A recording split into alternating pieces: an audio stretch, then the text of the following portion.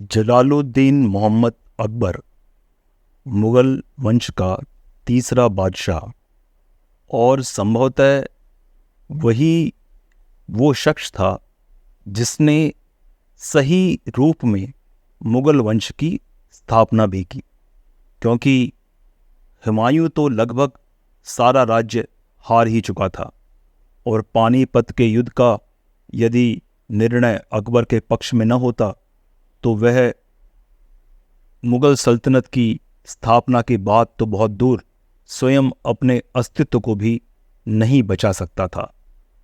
लेकिन क्या आप जानते हैं कि वह मुस्लिम तो पैदा हुआ पर मुस्लिम मरा नहीं। उसने इस्लाम धर्म को छोड़ दिया था। उसका जो प्रभाव भारत की संस्कृति पे पड़ा और भारत की संस्कृति का प्रभाव जो इस्लाम के मानने वाले और मुस्लिम लोगों का, मुस्लिम लोग, मैं उन लोगों की बात कर रहा हूँ, वे लोग जो इस्लाम के प्रभाव से अपना धर्म परिवर्तन कर चुके थे, उन पर भी पड़ा। और यही कारण है कि एक प्रभावशाली धर्मांतरण जो भारत में शक्ति के बल पर हो सकता था वह हो न सका। बहुत समय बाद औरंगजेब के समय में जाकर के कट्टर मुस्लिम लोगों ने, मुल्लाओं ने यह प्रयास करने का एक बार पुनः अपना कुचक्र रचा, लेकिन वे इतने अधिक पराजित हुए कि उसके पश्चात मुग़ल साम्राज्य भी धराशायी हो गया। आइए जानते हैं कि ऐसा क्या हुआ कि अकबर मुस्लिम धर्म की जो मान्यताएं थी उनसे दूर होते चले गए। अकबर के जीवन में कुछ घटनाएं ऐसी घटी जिसे उसने यह समझा कि यह कोई दैवीय संकेत है। सबसे पहले तो हम जानते हैं कि अकबर की कोई शिक्षा दीक्षा, जैसे हम कहते हैं कि विद्यालय में जाना या गुरुकुल जाना या फिर मुस्लिम है तो मदरसों में जाना, मौलवियों से पढ़ना, वो ऐसा शिक्षा को नहीं ग्रहण कर पाया था। सही कहा जाए तो अकबर अनपढ़ था, वो पढ़ लिख नहीं पाता था। तो ऐसे में कुछ भी जानने के लिए उसका एक अलग तरीका था। वह क्या करता, वो जिस किसी विषय के विद्वान होते वह उन्हें बुलाता, उनसे चर्चा करता और बातों को समझता।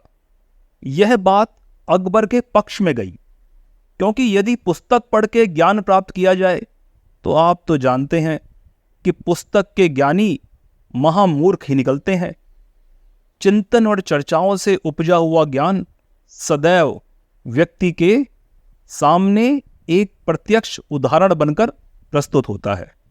अकबर के साथ भी ऐसा ही हुआ। अकबर जब भारत में था तो उसे भारतीय विद्वानों, भारतीय संस्कृति और हिंदू धर्म के विषय में जानकारी प्राप्त करने के अनेक अवसर मिले। पहला अवसर तो ये कि उसकी राजपूत राजाओं से मित्रता और जोधाबाई से उसका विवाह।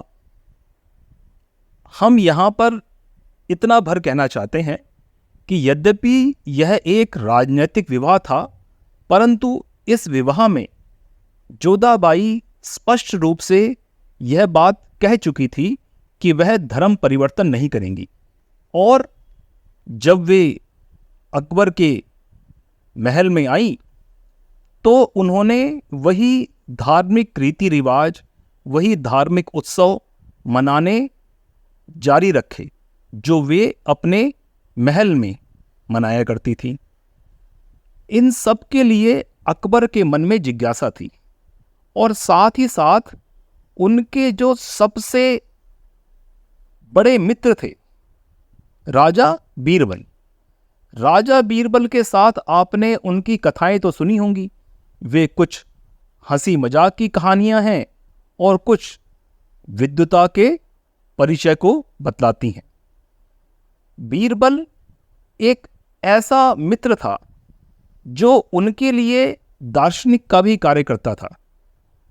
फ्रेंड फिलोसफर गाइड, यह तो आपने सुना होगा, अंग्रेजी में कहते हैं। तो यूँ समझे कि वो उनके मित्र थे, दार्शनिक भी थे, और बहुत से मामलों में उन्हें सलाह देने के लिए तत्पर रहते थे। बीरबल ने उनका जो अनुभव था, अकबर का अनुभव था, उसे नई दिशा देने के लिए एक कार्य भी किया। अकबर यह समझ चुके थे कि वो इस्लाम की मान्यताओं से स्वयं को नहीं जोड़ सकते। उन्होंने इस्लाम में बहुत खामियां पाई। वे इस्लाम की सत्यता को जान चुके थे और इसी वजह से उन्होंने इस्लाम का त्याग कर दिया। आप जानकर अचंभित हो रहे होंगे कि भाई, हम तो ये जानते हैं, रोज सुनते हैं, व्हाट्सएप पे तो यही आता है कि अकबर तो मुसलमान था, अकबर मुसलमान था, मुसलमानों ने हिंदुओं के साथ ऐसा कर दिया और अकबर ही था जिसे हम महान क्यों कहते हैं। ये सब व्हाट्सएप ज्ञान आपको अवश्य प्राप्त हो रहा होगा, परंतु अकबर इस्लाम छोड़ चुका था और उसके सामने दूसरा प्रश्न यह था, क्या वह हिंदू हो जाए। परंतु ऐसा होते ही वे उन तमाम लोगों का समर्थन खो देता जो उस समय काबुल से आए हुए जो लोग थे, या फिर मध्य एशिया से आए हुए जो सिपह सालार थे, और काफ़ी ऐसे लोग जो इस्लाम में आ चुके थे, वह उनका समर्थन खो देता। उसको ऐसा भय था, तो इसके लिए उसका हिंदू होना संभव नहीं था। यह बात आप यदि अकबर के जीवन को समझेंगे तो आप मान लेंगे कि वह जो सहिष्णुता की बात कर रहा है, हिंदू पक्ष की बात कर रहा है, वह इसीलिए कर पा रहा है क्योंकि उसका झुकाव हमारे सनातन वैदिक संस्कृति में हो चुका था। ऐसे में अकबर के पास क्या उपाय था, क्योंकि वह इस्लाम में बने रहना नहीं चाहता था। उसने एक नए पंथ की स्थापना करने का निर्णय किया, दीन-ए-इलाही, यानी कि अपना एक नया मजहब उसने बनाया जो कि इस्लाम के विरुद्ध था। इस्लाम तो किसी और को पैगंबर मानने को तैयार नहीं कि उनके पैगंबर के बाद कोई और पैगंबर हो सकता है। यहाँ सबसे पहला काम अकबर ने यह किया कि खुद को ही पैगंबर बोल दिया। अकबर का यह कहना कि वह स्वयं पैगंबर है, यह बात न तो इस्लामी लोग कहते हैं न हिंदू कहते हैं।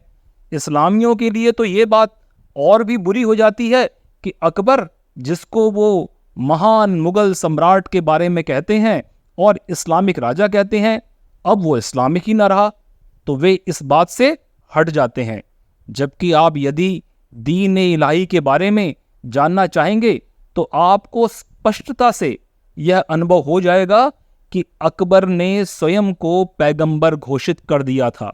उसका यह मानना था कि वो स्वयं ही पैगंबर है एक नए धर्म का, और वो धर्म इस्लाम नहीं है। उसने बेशक कुछ एक बातें इस्लाम की तरह की, यानी कि पैगंबर होने की बात, और कुछ बातों को माना कि इस्लाम के तौर तरीके जिससे जनता विद्रोह न कर सके। परंतु उसने जो अपने मन का भाव था, जो उसका मन का भाव वैदिक विचारधारा की ओर बढ़ चुका था, उस भाव को बनाए रखने के लिए उसके लिए इस्लाम का त्याग आवश्यक था। अकबर इतना शक्तिशाली राजा हो चुका था, और क्योंकि वो अपने मन में एक ऐसा भाव बना चुका था कि इस्लाम किसी भी मायने में सही धार्मिक विचारधारा नहीं है, तो उसके लिए इस्लाम में बने रहना भी संभव नहीं था और इस्लाम का विरोध करना भी संभव नहीं था। ऐसे में उसने एक नई राह ली।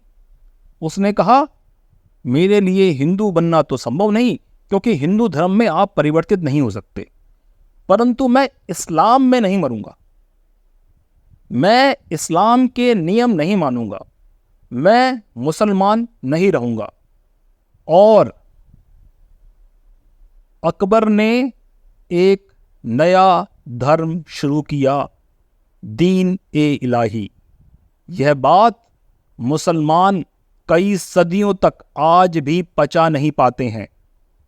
आप अकबर के दीन ए इलाही को सामने रखेंगे तो एक नॉन मुस्लिम व्यक्ति दिखाई देगा, वह व्यक्ति जो इस्लाम से खुद को छुड़ा चुका था, जिसने यह बात पूरी तरह सिद्ध कर दी कि भाई मेरे लिए इस्लाम में मरना संभव नहीं है, मैं मुस्लिम होकर नहीं मरूंगा।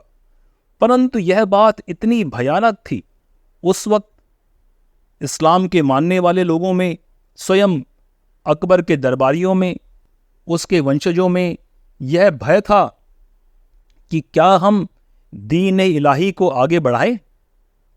उन्होंने अकबर का अंतिम संस्कार भी मुस्लिम रीतियों से किया, उसको मुस्लिम राजा ही बताया गया। और उसके बाद की संतानें शाहजहां और जहांगीर, ये दोनों भी लगभग उसी ढर्रे पे चलते रहे जो अकबर ने आंतरिक रूप से स्थापित कर दिया। यहां तक कि आपको यह जानकर हैरानी होगी कि अकबर ने मुगल शहजादियों के विवाह पर भी रोक लगा दी। अकबर ने अपनी पुत्रियों को अविवाहित ही रहने दिया और यही कार्य शाहजहां और जहांगीर ने किया। इन सब को बदला औरंगजेब ने। औरंगजेब वो कट्टर मुस्लिम शासक बना जिसको देखकर मुस्लिम कट्टरवादियों की बाँछें खिल गई। उनके लिए तो यूं समझिए कि इस्लाम पुनः आ गया।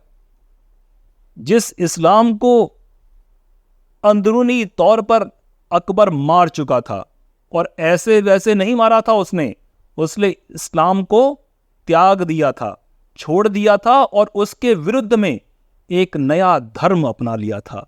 यह धर्म इतना खतरनाक था कि यदि किसी भी तरह यह जनता के बीच पहुंच जाता तो इस्लाम की जड़ें भारत में तभी नष्ट हो जाती।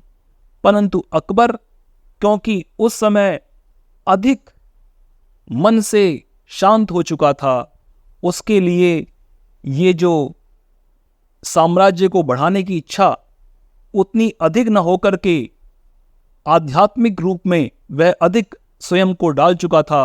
उसने बीरबल को बताया कि बीरबल, मुझे इसके लिए क्या करना चाहिए।